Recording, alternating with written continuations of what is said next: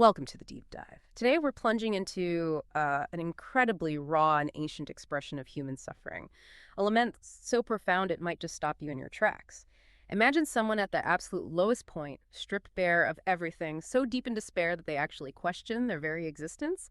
That's the powerful, well, unsettling ground we're covering. Our source material for this deep dive comes from the profound and, yeah, often unsettling words of the book of Job, specifically Job chapter 3 from the NIV translation, Our Mission Today.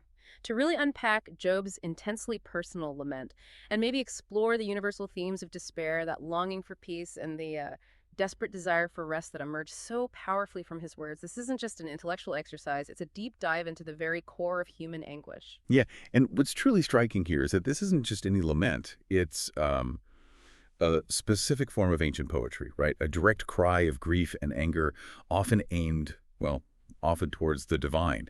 But Job's is unique. It's the unbridled, almost shocking intensity right from the outset. It challenges so many assumptions we might have about life, about death, and it is strikingly visceral for a sacred text. You usually don't expect this level of raw, unfiltered emotion. You really don't. When you first read Job 3, it hits you immediately. He opens not with a complaint, but with something utterly shocking. For a text like this, he curses the very day he was born. I mean, we celebrate birthdays, right? Yeah. This is the absolute opposite. He says, may the day of my birth perish, and the night that said, a boy is conceived. Just gone. He continues, wishing for that day to turn to darkness, for God above not care about it, for no light to shine on it.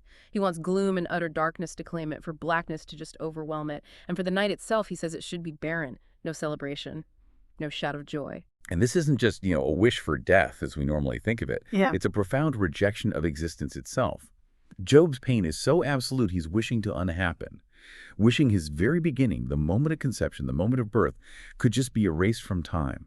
It really makes you ask, what kind of suffering makes someone regret their very conception? And he connects it directly to his current anguish, saying for it did not shut the doors of the womb on me to hide trouble from my eyes. So the pain he endures now is the very reason he wishes he had never been born in the first place. It's a terrifying thought, wishing your own beginning never happened. But then, as his lament unfolds, Job shifts from this despair over his birth to an almost tender, even sort of poetic yearning for death itself, not just as an end, but as a gateway to peace. What does that shift tell us? What stands out to you in his descriptions of death? He poses these rhetorical questions almost accusingly. Why did I not perish at birth and die as I came from the womb?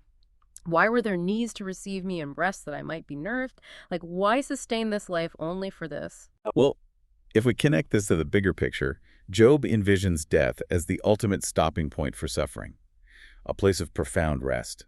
He says, I would be lying down in peace, I would be asleep and at rest. It's such a stark, almost desperate contrast to the turmoil he's currently experiencing. Death, for him, is this longed-for tranquility. And what's fascinating is he even lists the unexpected companions he imagines finding in this peaceful death, with kings and rulers of the earth, he says, who built for themselves places now lying in ruins, with princes who had gold, who filled their houses with silver. It's a remarkable picture, isn't it? It absolutely is. And this really highlights the profoundly equalizing nature of death for Job. It's surprising, isn't it, to find such, radical egalitarianism in an ancient text, especially when it's part of a sacred tradition sometimes associated with hierarchy. Job's vision of death just dismantles every earthly power structure. He details how there the wicked cease from turmoil, and there the weary are at rest. Captives also enjoy their ease. They no longer hear the slave drivers shout. The small and the great are there, he says, and the slaves are freed from their owners. So death becomes the ultimate liberator, freedom from all earthly suffering, from every chain, every social distinction. It's quite something. He even emphasizes the wish, the longing, to have been hidden away in the ground like a stillborn child, like an infant who never saw the light of day, just to avoid the pain of life altogether. It really makes you think, doesn't it? How utterly unbearable life must feel for death to become this hidden treasure he's searching for. Which brings us to this really difficult question he raises, doesn't it? As his suffering deepens, Job desperately asks, why is light given to those in misery and life to the bitter of soul, to those who long for death that does not come, who search for it more than for hidden treasure, who are filled with gladness and rejoice when they reach the grave? And he feels utterly cornered, like a wild animal trapped. He uses this powerful image of being hedged in by God, not protected, but constrained, trapped. It's this feeling of complete loss of agency, as if God himself has designed his misery and blocked any possible escape. Yeah, this passage really captures the agonizing depth of his despair. It's the profound paradox, isn't it?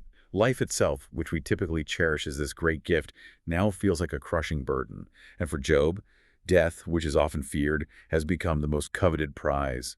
He feels utterly trapped by his own existence, just desperate for an end that tragically, cruelly eludes him. And what we hear in these verses isn't just, philosophical questioning. It's the crushing weight of Job's immediate, agonizing reality. He's living the nightmare he always dreaded. Precisely. He describes his constant suffering as something that has consumed his very being. It's visceral. He says, "For sighing has become my daily food. My groans pour out like water."